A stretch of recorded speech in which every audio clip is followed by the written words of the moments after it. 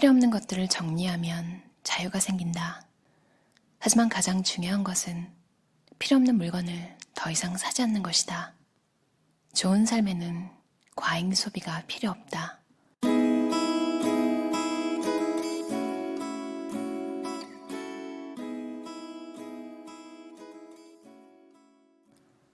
필요 없는 것들을 정리하면 자유가 생긴다. 필요한 사람에게 물건을 넘기는 것이 가장 좋겠지만 그게 아니더라도 일부 물건을 창고에서 치우면 기분이 무척 좋아진다. 창고에 뭔가를 들여놓기 위해 공간이 급하게 필요한 것이 아닌데도 그렇게 비워진 공간을 보면 내 마음속의 공간도 넓어지는 듯했다. 심지어 남편은 그런 상황을 늘 소유는 짐이다 하는 한마디로 요약했다. 실제로도 그랬다. 나는 일단 어떤 물건이 내 손에 들어오면 그에 대한 책임감을 느낀다. 내가 직접 산 게 아니고 낡은 물건이라고 하더라도 말이다. 그것들이 내 소유가 되는 순간 나는 더 이상 쉽게 버리지 못한다. 버리라고 권유를 숱하게 들으면서도 말이다. 나는 물건들을 의미 있게 계속 써야 한다는 책임감을 느꼈고 그래서 그냥 버릴 수 없었다. 그러다 보니 나중에 시간이 한참 지나서야 우리에게 실제로 필요하지 않은 물건은 남이 거저주더라도 명확하게 거절해야만 책임감의 딜레마에서 벗어날 수 있음을 깨달았다. 타인이 소유하고 있을 때는 책임도 그 사람에게 있기 때문이다. 인간은 자신의 물건을 남에게 넘길 때 그에 대한 책임도 함께 떠넘기려는 마음이 어느 정도 있기 마련이다. 어쨌든 앞으로는 가능하면 그런 일을 피하고 싶었다. 가장 중요한 것은 필요 없는 물건을 더 이상 사지 않는 것이다. 적을수록 좋다는 오랜 금언이 다시 떠올랐다. 그렇다면 적을수록 왜 더 편하게 느껴지고 그럼에도 우리는 왜 늘 더 많이 가지려고 할까? 어쩐지 모순인 것 같았다. 우리 회사처럼 만성적인 과잉 상태에서는 남아도는 짐을 버리든지 아니면 최소한 더 이상 쌓아두지 않는 것이 절실해 보인다. 내가 아는 대부분의 사람들이 쓸모없는 짐을 치우는 것을 기분 좋게 느끼는 이유는 아마 너무 많은 것이 장기적으로는 너무 적은 것만큼 건강하지 못하기 때문이다. 우리 가족은 너무 많은 물건들로부터 해방되었다. 그런데 너무 많다는 것은 너무 적다는 것과 마찬가지로 주관적일 수밖에 없다. 누군가에게는 너무 많은 것이 누군가에게는 너무 적게 느껴질 수 있기 때문이다. 다만 그런 것과 상관없이 한 가지는 분명하다. 우리 가족은 우리가 할 수 있는 모든 영역에서 최대한 소비를 줄였다는 것이다. 나는 여러분도 직접 무언가를 시도해보기를 권하고 쓸데없는 것들을 버림으로써 우리에게 정말 필요한 것이 무엇인지 깨달았으면 좋겠다. 개인적인 영역에서 소비를 줄이려는 사람은 가장 먼저 스스로에게 이렇게 물어야 한다. 나에게 정말 필요한 것은 무엇일까? 우리에게 정말 필요한 것은 자기만의 시간과 휴식 그리고 자유로운 생각인 듯하다. 이런 것들을 얻지 못하면 우리는 필요하지 않은 물건들로 보상하려고 한다. 하지만 이런 물건들은 일시적인 만족감만 줄 뿐 장기적으로는 결코 도움이 되지 않는다. 대부분의 사람은 필요 없는 물건들을 잔뜩 쌓아두어서는 좋은 삶을 살 수 없음을 본능적으로 안다.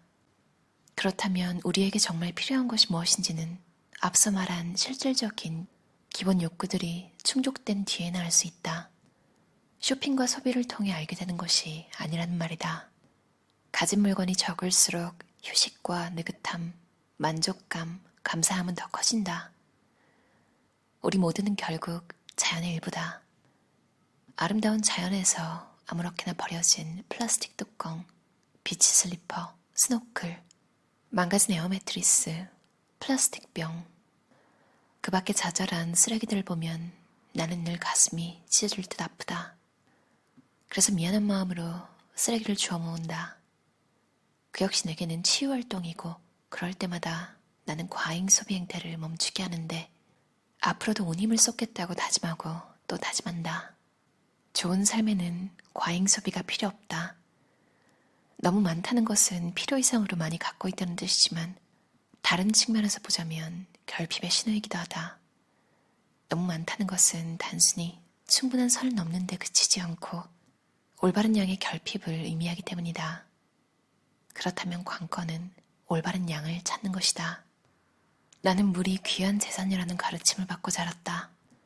예를 들어 동생과 내가 수도꼭지를 틀어놓고 이를 닦으면 아버지는 그 자리에서 우리를 야단치셨다. 물을 버리는 것은 벌받을 낭비라는 것이다. 나는 지난 수년 동안 풍요에 대해 고민할 때마다 우리가 풍요와 낭비의 연결고리를 끊어내야 한다는 사실을 분명히 깨달았다. 아울러 풍요와 시간 부족, 스트레스, 분주함 사이의 연결고리도 끊어야 한다. 이 모든 것은 서로 밀접하게 연결되어 있기 때문이다. 시간 부족과 그 여파에 대해선 나 자신도 너무 잘 안다.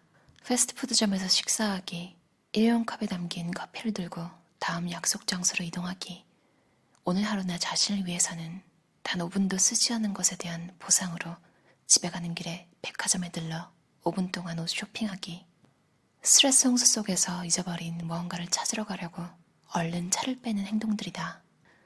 진정한 풍요에 이르려면 우리는 이런 연결고리를 어떻게 끊을 수 있을까? 낭비의 출발점은 어디일까? 낭비에 대한 즐거움이 갑자기 우리 인간에게 이유도 없이 생긴 것일까? 소비자들은 우유나 음료수를 단 한 번만 쓰고 버리는 포장용기에 담아서 팔라고 요구하지 않았다. 껍질을 벗긴 과일을 플라스틱 용기에 담아 파는 것도 분명 소비자들의 요구 때문이 아니다. 누군가 어느 순간 그렇게 팔아보자는 아이디어를 낸 것뿐이다. 고쳐 쓰고 덜 사고. 우리는 채식 문제와 관련해서 완전하게 합의한 것은 아니지만 나는 이 이야기로 다시 몇 가지를 깨달았다. 변화를 어렵게 만드는 것은 대개 개인적인 취향과 습관이었다. 특히 이 습관이 세상의 주류와 일치하고 각각의 변화가 상당한 수고의 비용을 요구한다면 그것은 더욱 힘들어진다.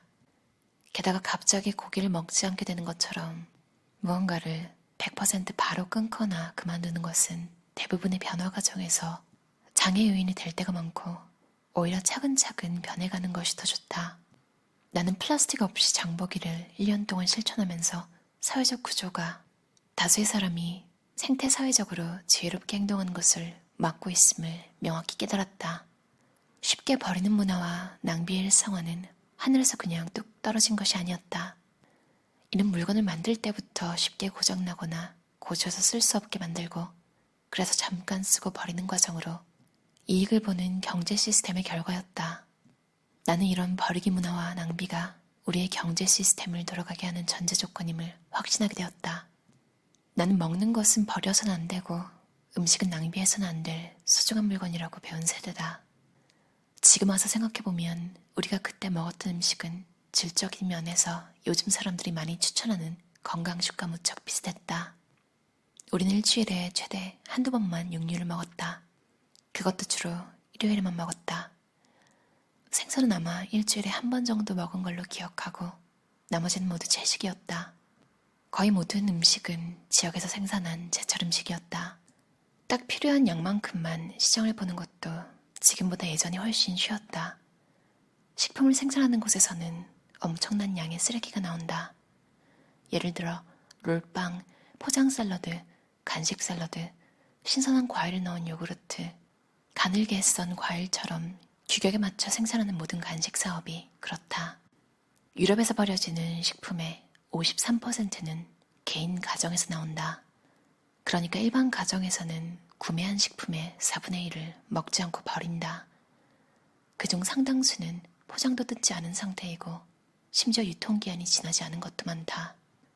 그 밖에 버려지는 식품의 30%는 농장이나 생산자에 의해 버려지고 12%는 음식점에서 5%는 상점에서 버려진다. 식품 낭비만으로 해마다 추가로 배출되는 이산화탄소의 양은 3.3기가톤이나 된다. 버려지는 식품 때문에 물 소비와 토양오염은 차치하고라도 말이다. 결국 해결책은 하나다. 적게 먹고 적게 갖고 적게 소비하는 것이다. 소비자가 바뀌면 경제는 자연스레 따라오게 되어 있다. 게다가 소비를 적게 하는 것은 무소유 정신의 실천이기도 하다.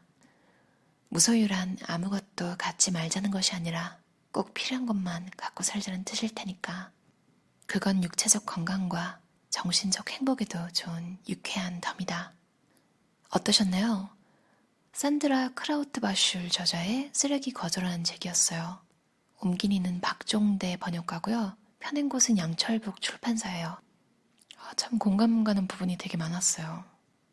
제가 지키고 있지 못해서 읽으면서 되게 죄책감과 불편함과 이런 감정들도 막 섞여서 들더라고요. 어떤 거는 지키고 있고 어떤 거는 못 지키고 있구나. 근데 이 저자도 다 지키고 있진 않거든요. 그래서 이런 책을 읽을 때 항상 조심해야 되는 건 읽다가 덮고 싶어질 때 이 저자가 적어놨다고 해서 이 저자도 다 똑같이 살고 있는 건 아니고 그냥 기준, 그러니까 조금 더 나은 기준 이런 걸 알려주는 거고 지킬 수 있으면 좋고 조금씩이라도 앞으로 나아가면 된다. 나만의 걸음으로 뭐 서로 디스하자고 저자가 책을 쓰진 않았을 거 아니에요. 예전에 제가 한번 얘기한 적이 있는데 어떤 지인분이 옷을 주고 싶대요. 저랑 친한 분은 아니고 누군가를 한 분 걸쳐서 아는 분이었는데 저한테 옷을 주고 싶다는 거예요. 그러고 이제 사진을 막 같이 아시는 분이 보내주는데 너무 당황스러웠어요. 저를 몰라서 그런 거는 알겠는데 단지 비싸게 주고 샀다는 이유만으로 이런 정말 뭐라고 해야 될까요? 제 스타일도 안 맞고 나이도 안 맞고 그걸 보고 있는 것만으로도 너무 스트레스인 거예요. 그 사진을. 그리고 제가 또 거절을 해야 되잖아요. 결국 거절을 하긴 했는데 이 책에서 제가 왜 불편했는지 명확하게 나와 있어서 되게 공감이 갔어요. 그 물건을 가지고 있으면 그 물건에 대한 책임감도 가지고 있는 거예요, 같이. 그러니까 그분은 더 이상 그 옷에 대한 책임감을 가지고 싶지 않은 거예요. 저는 제가 원치도 않는 그 옷을 준다는 이유로 고맙게 받아야 되고 심지어 제가 감사를 해야 되잖아요. 제 기준에서는 쓰레기인데 그런 것들 거절해야 되는 것도 솔직히 되게 불편하잖아요. 옷은 제일 좋은 건 웬만해선 더 이상 사지 않고 가지고 입고 싶지 않은 옷이 정상적인 옷이 있다면 기부하는 게 최고인 것 같아요. 무료 나눔 같은 거 해도 되고요. 그 저자가 짚어준 부분이 예전에 타일러 씨가 쓴 두 번째 지구는 없다 생각이 났어요. 타일러 씨도 채식을 하고 싶지만 타일러 씨가 사회생활을 방송국 같은 데서 많이 하잖아요. 그러니까 사람을 많이 만나야 되는데 같이 밥 먹기 진짜 힘들 거 아니에요. 그 밥 먹는 것 때문에 채식을 포기했다고 책에 적혀 있었거든요. 채식을 못하고 계시다고. 그러니까 지금 버리고 싶은 습관 같은 게 세상의 주류와 일치하고 그러니까 그걸 바꾸기 위해서 내가 너무 많은 노력을 해야 된다면 계속 이렇게 막히잖아요. 심지어 좋은 의도로 정말 대단하다. 난 그렇게 못하는데 좀 멋지세요. 가끔 이런 말조차도 듣기 싫을 때가 있단 말이에요. 뭔가 한번 이목을 더 끄는 거잖아요. 남들과 다르게 살고 있다는 건. 사람을 만나야 되는 삶을 살고 있는 분들의 대부분은 뭔가 소신껏 살아가기가 조금 힘든 것 같다는 생각을 했어요. 저자도 그런 점을 짚어줘서 좀 위안이 됐어요. 그리고 저는 환경오염이랑 이런 부분을 개인의 탓으로 돌리려고 하는 거 되게 좀 별로 안 좋아하거든요. 왜냐면 다큐멘터리 같은 거 보신 분은 아시겠지만 큰 비중을 차지하는 건 사실 기업이잖아요. 그리고 제품을 생산하는 것도 기업이고요. 우리가 계속 지속적으로 요구를 해서 받아들여주는 것에 우리가 감사하는 면이 있지만 사실 그들이 먼저 좀 나서서 이익에 반하더라도 좀 환경을 먼저 생각하면 좋지 않나 이런 생각도 했어요. 제가 얼마 전에 종이 분쇄기에 꽂힌 거예요. 개인정보 같은 게 분리수거할 때 이름이나 뭐 이메일 이런 게 되게 거슬리더라고요. 가위로 일일이 다 하기도 너무 불편하고 종이 분쇄기를 엄청 많이 알아봤어요. 이게 꼭 필요할까라고 생각하다가도 삶의 질이 올라간다면? 근데 결과적으로는 안 사고 마음도 확 접은 게 너무 쉬운 방법을 발견한 거예요. 그냥 펜으로 그 부분을 쓱 그으면 됐던 거예요. 참 너무 우습더라고요. 이렇게 쉬운 걸 내가 무슨 대량으로 종이를 매일 분쇄해야 되는 것도 아닌데 한 번도 그런 제품을 써본 적이 없어서 더 알아보게 된 것도 있는 것 같아요. 근데 오히려 잘 된 것 같아요. 앞으로도 종이분쇄기는 살 일이 없을 것 같아요. 사사키 우미오나 미니멀리스트 시부시가 책에서 그랬잖아요. 사고 싶은 게 있으면 떨치기 힘들 거라고. 그냥 바로 사고 나서 생각하라고. 근데 중고 사이트 가서 종이분쇄기 중고들을 쭈르륵 보는데 정말 어찌나 하나같이 정말로 다 쓰레기같이 생긴 거예요. 그러니까 그 상태들이 다 상당히 좋지 않은 거예요. 제가 그 물건이 외형에 상관없이 정말 많이 필요했으면 상관없었겠죠, 외형이. 그 흉물스러운 모습들을 보고 나니까 일일이 내가 손으로 미세하게 0.5mm씩 가위로 일일이 자르는 한이 있더라도 저 물건의 책임자가 되고 싶지 않다 이 생각이 들더라고요. 그 새로운 발견이죠. 여러분들 뭔가 사고 싶은 거 있을 때 새 제품 사진만 보지 말고 중고품 사진 한번 보세요.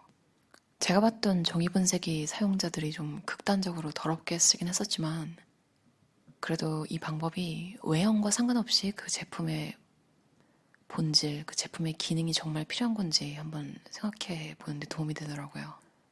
그럼 들어주셔서 감사합니다. 적게 먹고 적게 갖고 적게 소비하는 즐거운 일요일 되시길 바랄게요.